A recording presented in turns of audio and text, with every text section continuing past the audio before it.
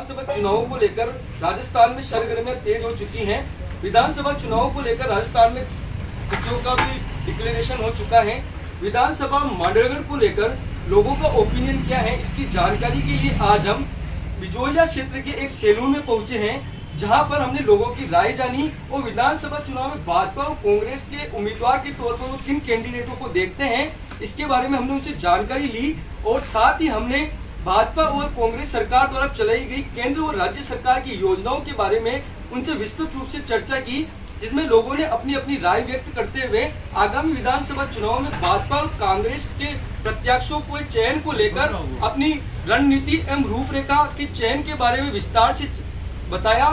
साथ ही कांग्रेस सरकार द्वारा 16 ग्राम पंचायतों को मांडरगढ़ भिलवाड़ा से हटाकर शाहपुरा जिले में शामिल करने के विरोध में किए जा रहे प्रदर्शन और 8 ग्राम पंचायतों को आम जनता के प्रदर्शन के बाद पुनः राजस्थान सरकार द्वारा भिलवाड़ा जिले में सम्मिलित करने के निर्णय के बाद भी 8 पंचायतों को अभी भी शामिल नहीं करने का हो रहा विरोध प्रदर्शन को लेकर हमने उनसे चर्चा की और आगामी विधानसभा चुनाव में कांग्रेस और भाजपा को उससे मिलने वाले फायदे और नुकसान के बारे में जाना।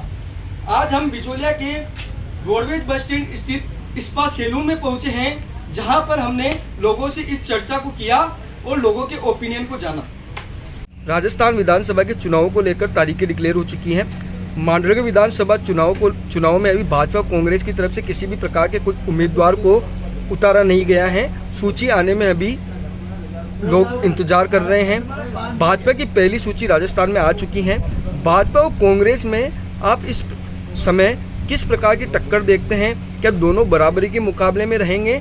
और भाजपा से किस उम्मीदवार को आप देखते हैं? साथ ही कांग्रेस में किस उम्मीदवार को आप देखते हैं जो भाजपा और कांग्रेस के उम्मीदवारों के बीच एक रोचक मुकाबले को जन्म देंगे? और क्या आपका राय रहेगा इसके संबंध में? अपने विवेक जी धाकड़ और इधर बीजेपी से शक्ति सिंह जी हड़ा रहेंगे तो अपने को बहुत बढ़िया टक्कर देखने को मिलेगी, क्योंकि अभी जो वर्तमान विधायक थे अपने गोपाल जी खंडेलवाल, इन्होंने विशेष बिजोलिया पे कोई काम नहीं करवाया है, न ही कोई किसी का कुछ काम हुआ है। और कांग्रेस सरकार से अपने विवेक जी धाकड़ एमएलए, पूर्व एमएलए, उन्होंने खूब काम कराया है, लोगों की सेवा की है, दिन रात चर्चा में रहते हैं। और अगर शक्ति सिंह जी हाड़ा और विवेक जी धाकड़ में अगर टक्कर होती है तो अपना वोट तो विवेक जी धाकड़ को ही जाएगा। पर अगर इनके अलावा कोई कैंडिडेट आता है तो अपन बीजेपी से शक्ति सिंह जी हाड़ा को वोट करेंगे। 16 ग्राम पंचायतों को भिलवाड़ा जिले से हटाकर शाहपुरा जिले में शामिल कर दिया गया, जिसका विरोध लगातार जारी रहा। विरोध के बाद कांग्रेस के पदाधिकारियों ने इस्तीफे भी दिए। इस्तीफे देने के बाद 8 ग्राम पंचायतों को पुनः शामिल किया गया और इस्तीफे देने वाले पदाधिकारियों ने पुनः अपने इस्तीफे को वापस लिया। तो आप इस घटनाक्रम को किस तरीके से देखते हैं, इस्तीफे देने को और इस्तीफे वापस लेने को? ये तो एक तरीके की चाल समझ में आती है भाई, जैसे कि उनका खुद का करा हुआ है।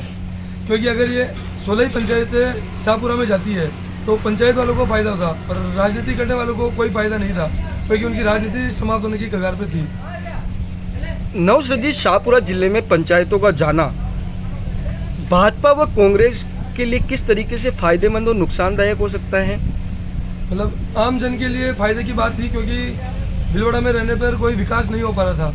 बिजोलिया आज भी वैसे का वैसे ही है, जैसे कि आप बस स्टैंड देख लो, तेजाई जी का चौक देख लो, पंचायत चौक देख लो, कुछ भी देख लो, मतलब कोई काम नहीं हुआ है बिजोलिया में। अगर ये शाहपुरा में जाता तो 100% कुछ ना कुछ नया काम होता और हो सकता नगर पालिका बन जाती। समिति के आप बिजोलिया से सदस्य हैं। 3 ग्राम पंचायतों को कांग्रेस सरकार द्वारा भिलवाड़ा से शाहपुरा जिले में शामिल करने के आदेश दिए गए, जिसके बाद लोगों के विरोध के बाद 1 ग्राम पंचायत मालका खेड़ा को पुनः भिलवाड़ा जिले में शामिल किया गया।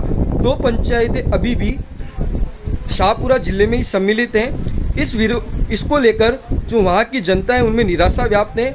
इसको आप किस पार्टी के पक्ष में जाता हुआ देखते हैं?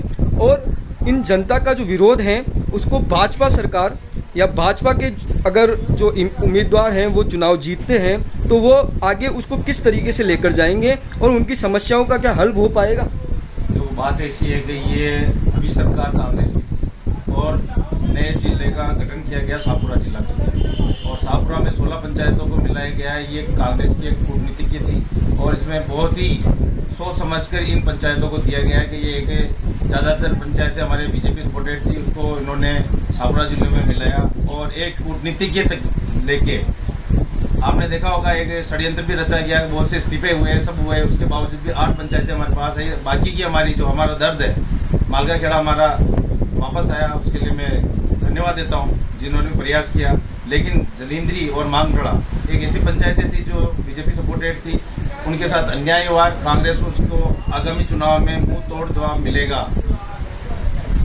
और सत्य कहता हूँ इस बात है कि वहाँ से वोट डालने वाला और वहाँ पे अगर कांग्रेस का कोई प्रत्याशी चला गया तो उसको उनकी बहुत भारी नुकसान होगा उसको। राज्य सरकार ने कांग्रेस में इस समय कई जन कल्याणकारी योजनाओं को लोगों के बीच लागू किया और लोगों तक जन कल्याणकारी योजनाओं को पहुंचाने का भरसक प्रयास किया।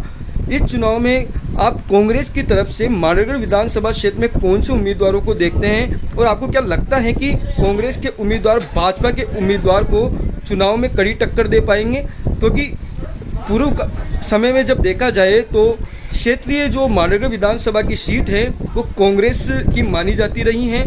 भाजपा के विधायक यहाँ पर बहुत कम समय के लिए ही चुने गए हैं, तो कांग्रेस के लिए आप किस तरीके से इस सीट को देखते हैं?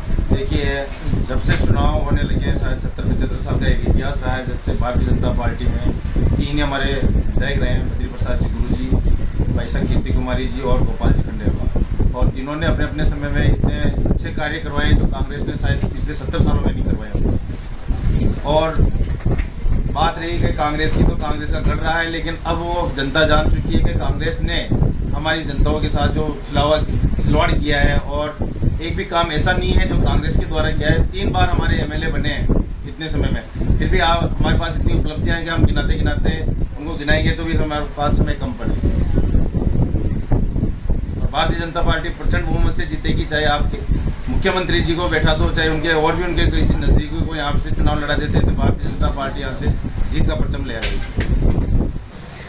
मांडलगढ़ की विधानसभा क्षेत्र का जो अभी वर्तमान विधायक गोपाल जी खंडेलवाल हैं, उन्होंने अगर देखा जाए तो पूरे 5 साल में बिजोलिया में कुछ नहीं कर पाए।